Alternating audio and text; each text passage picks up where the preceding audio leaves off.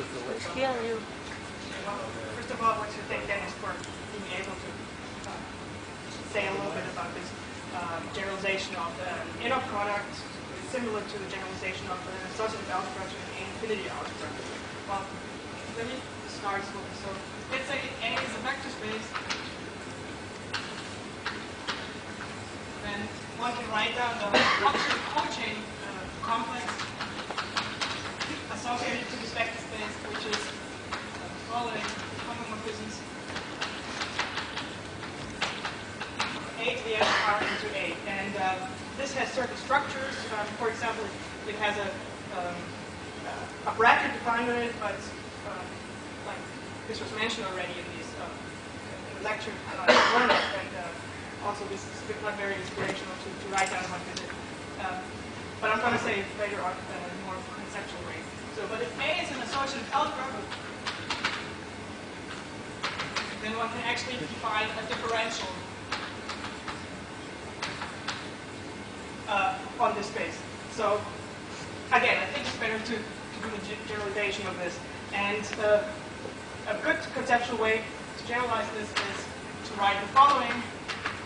The Hochschild cochain complex of A is given by the co-derivations from TA to TA, where I have to explain all this. TA is the tensor algebra, and I'm going to say what co-derivations are.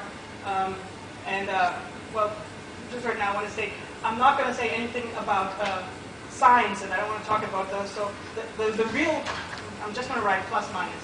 And in order to do this correctly, the best way is to have A to be a graded vector space, and then they have to be shifted up by one, and then all the signs are just the usual signs. So I assume that. So, well, let me say what co-derivations are. Let's say we have a map f from A to the m power into A, then this lifts to a co-derivation from TA to TA. So the picture would be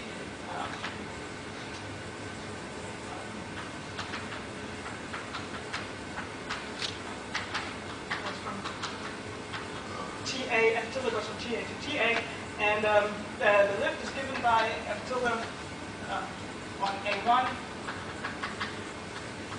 AL is given by a sum over I plus minus of A1 tensor f of AI plus J AJ tensor AJ plus n minus 1 A. Okay, so what does this mean? I want to write down this formula one. This means the following. If I want to write f in this way, if I write a dot like this, and assume that I stick in some values of A in here, and here's the outcome, then the lift at the co-derivation is the following.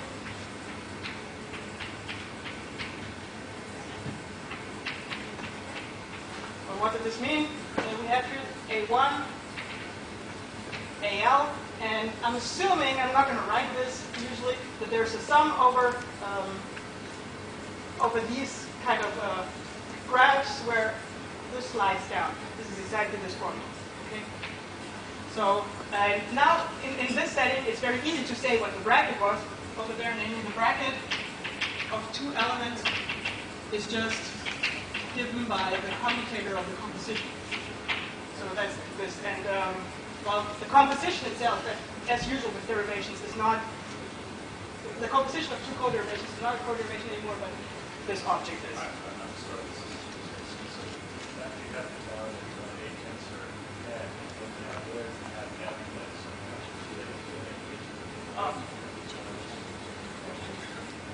yes. Well, I have to understand f.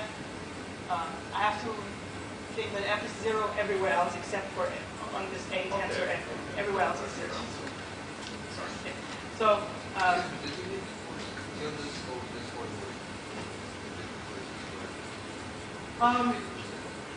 So f being co-derivation TA, T.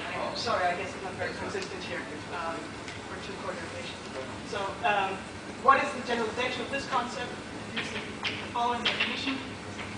An A-infinity algebra structure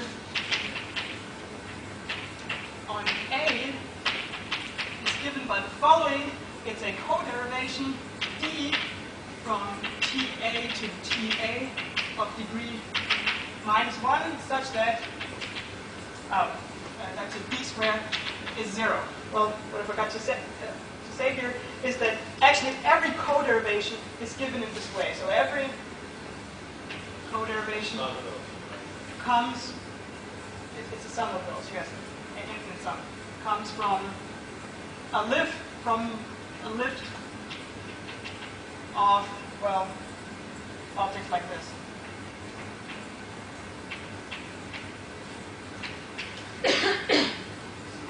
And so on. So any amount of inputs, and then I lift this, and if I sum over those, these are all co-derivations. So if D is a co-derivation, then it is given by, so this is given by some maps, like this here, which I want to denote by an open circle, just to distinguish it from the usual co-derivations, because this is like the structure. And so this is a generalization of the concept of associative algebra in this way, that if there is no other term but the M2 term, namely 2 inputs and 1 output, then this is exactly defines the concept of an associative algebra. So in this case, we can still put a differential delta on the Hochschild cochain complex by the following definition. So the bracket is given by that bracket. And it's pretty easy to see what it is. This is D composed with F plus minus F composed with D. So because of this D squared being 0, delta squared is 0. So this is really, as I said here, A is actually a graded vector space. You shift it 1 to the right. Everything else gets the usual induced grading, whatever that is, the usual grading, total grading. Okay, I want to make a small picture here. What does this mean? So this part means, so we do first F, and then we do D, and we lifted it in this way, and then we plus minus, where we first do D, and then F,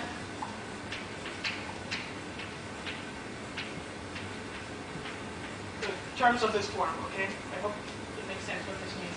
And you might ask, well, there might be other terms where the output of F is not in the input of D, but then if in this case, this would cancel again where the output of D is not in the input of F, and so you work out the signs already. Okay. All right. So much, this is the usual generalization of an associative algebra to an A-infinity algebra. There's another generalization of the Hochschild cochain complex, namely if M is another vector space, then one can write down the following. Hochschild complex of A with values in M is direct sum over A on A to the n power into M. One can take a look at this and one finds out, well, there's no bracket anymore here, but so why would this be interesting? If M is now a bimodule over A, then one still gets a differential. So I think the best way to describe it is in this generalized setting again. I want to do the same way of generalizing this. So I want to write down CAM is some co-derivation. But what does this mean now? Well, how did you lift a map to a co-derivation? Let's say we have a map like this from A to the n into m. So we have A input, and then there's the output is m. So this would lift, if you do the same thing as over there. In this way, where we stick in A's over here, and these here are just identities, but then there's one m is the output. So in this case, I want to use the following notation. TMA is defined to the direct sum of KL of A tensor K tensor M A tensor L. So one sees this object naturally comes into this discussion just by copying this. So I want to call an object like this a coderivation. So let me define this to be coderivation from TA into Tm of A. And sure. And so here's the following definition. This generalizes bimodules. So M has an A infinity bimodule structure on M over, of course, over the A infinity algebra A is given by what? I want to make a similar definition as over there, so that I'm able to still define the differential here. So what's going to change now? Well, let me start with this side. So we start with sticking in elements of A. So these are still elements of A. But now F transforms these elements into an element of M. So we cannot use the same D as over there. We have to use a different D, like we call denoted by dm, which maps A, and then there's one special M into M, A. So this is going to be a map dm from TMA into TMA, obviously. And over here, well, we start with A. And then, what is this output here? Well, it has to be an element in A, because afterwards we apply F. So F only takes inputs from A. And so this is M, A. So here, over here we can just use the usual D given by the A infinity algebra structure.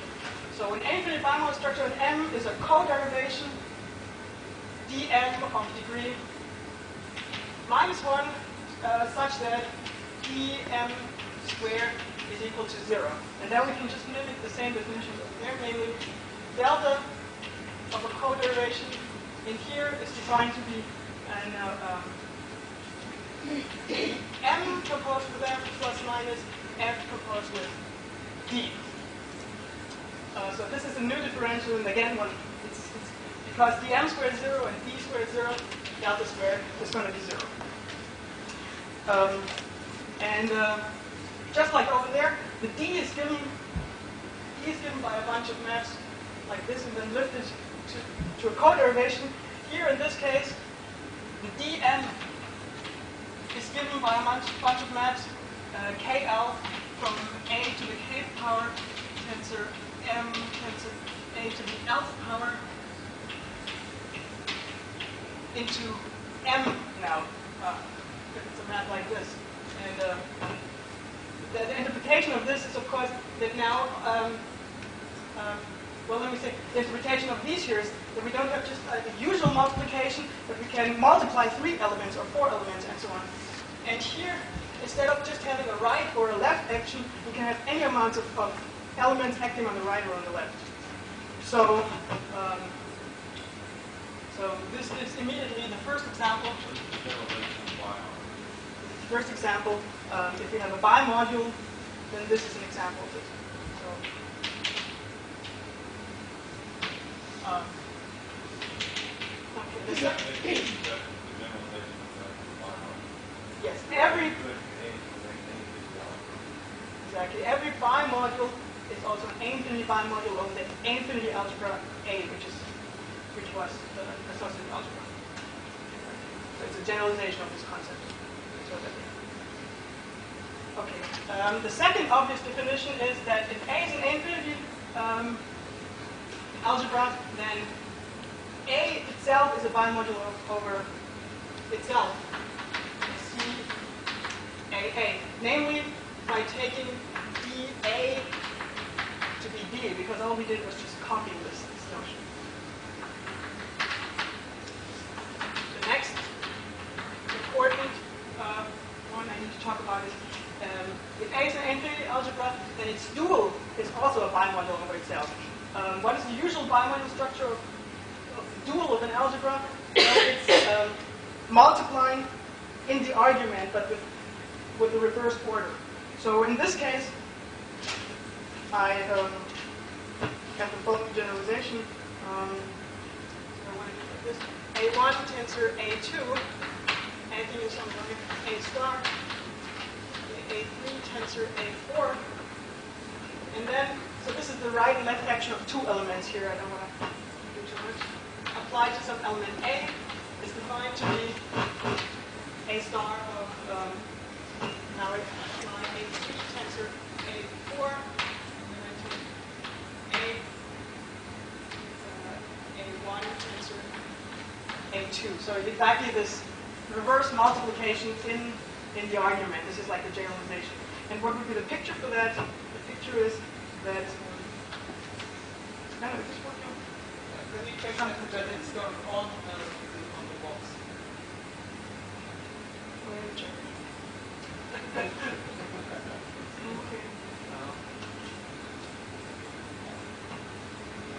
Okay, so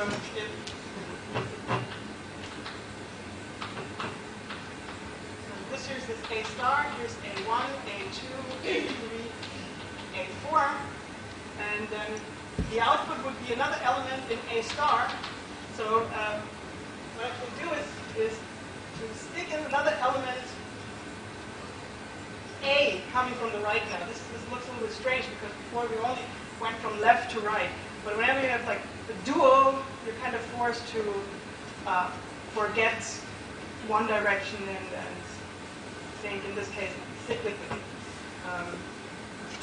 So in the end, things should come in from all sides and just we get an element in the ground here. So this graph corresponds to this term. This is defined to be the right-hand side. So we have some element A star.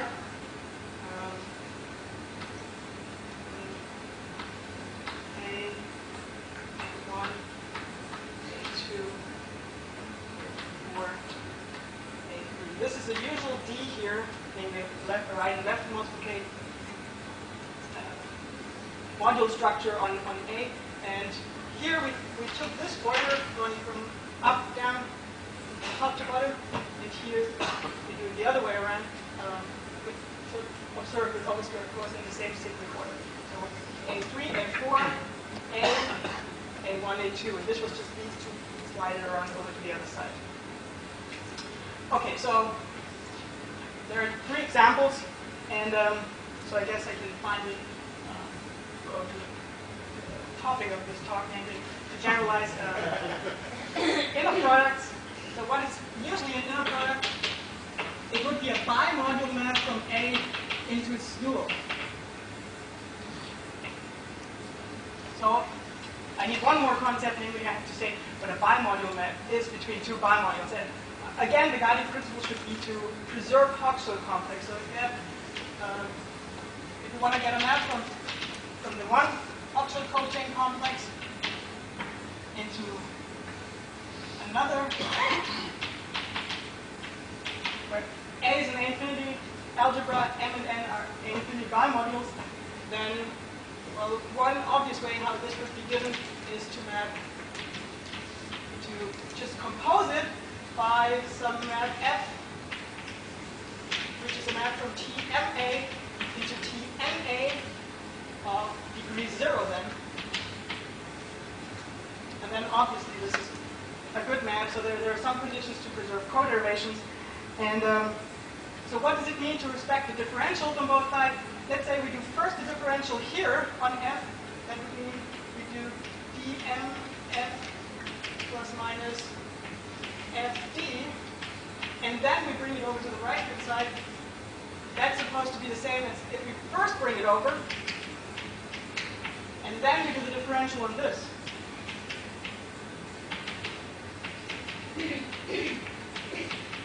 So the only difference between these two terms is that we have to, these should be the same. So before f composed with em is dn composed with f. And a map like that, an f like that is called, so f satisfying this is a infinity bimodular. Okay.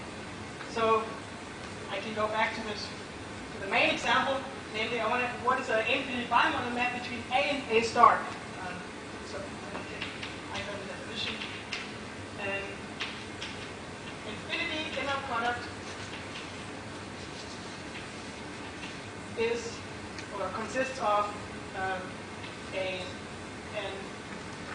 infinity bimodule map between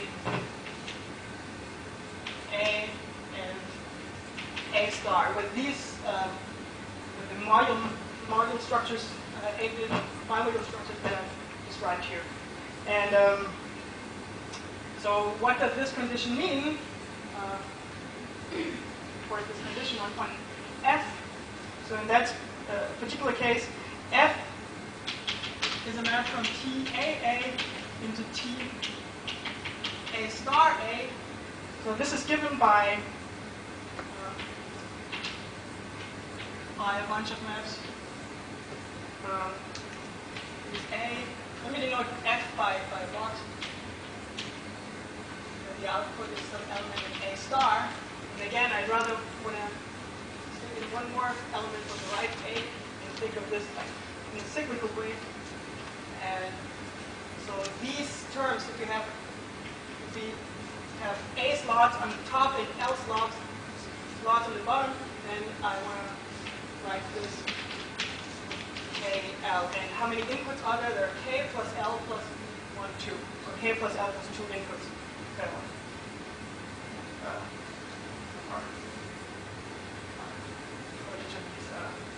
Inner product maps.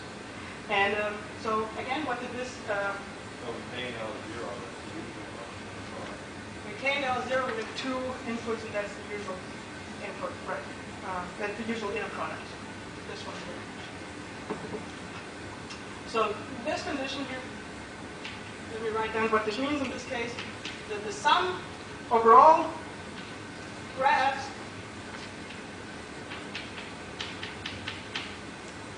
is 0, but we have to make the differential either first or after applying f. So it turns out this means exactly that we can do the multiplication in any possible place, because otherwise the differentials for A and A star were just 1. So the sum over all graphs with one multiplication inside is 0. This is exactly what this means. And okay, I want to write down at least One equation, how many equations? How many equations? There's so for this, these are K inputs here and L inputs here. For every K and L, there's one equation.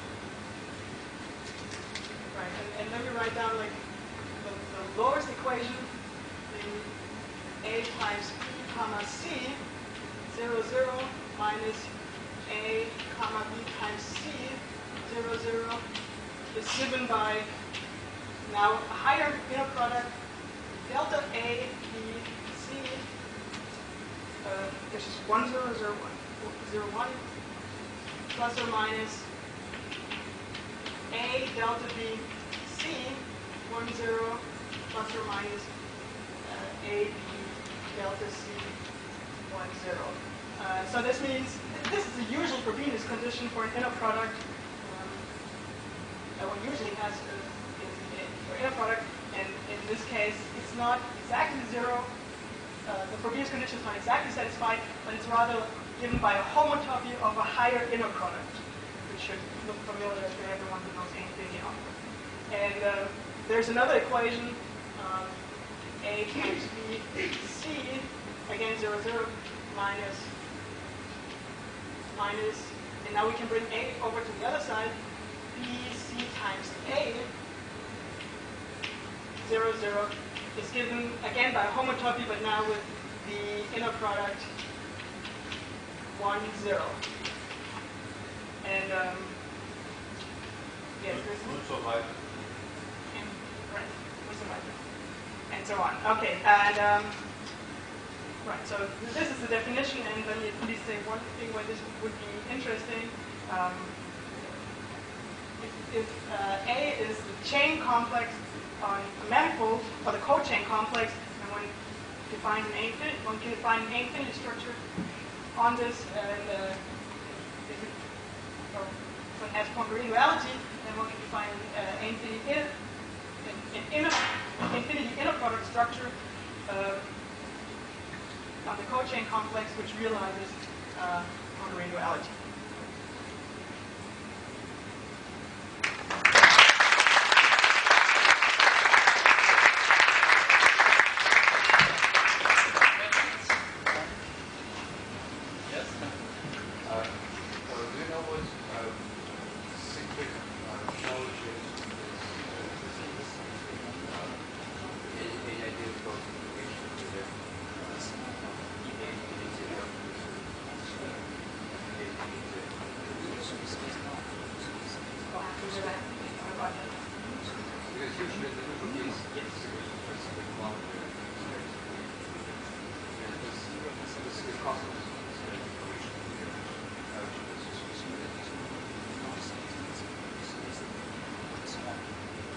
Other questions?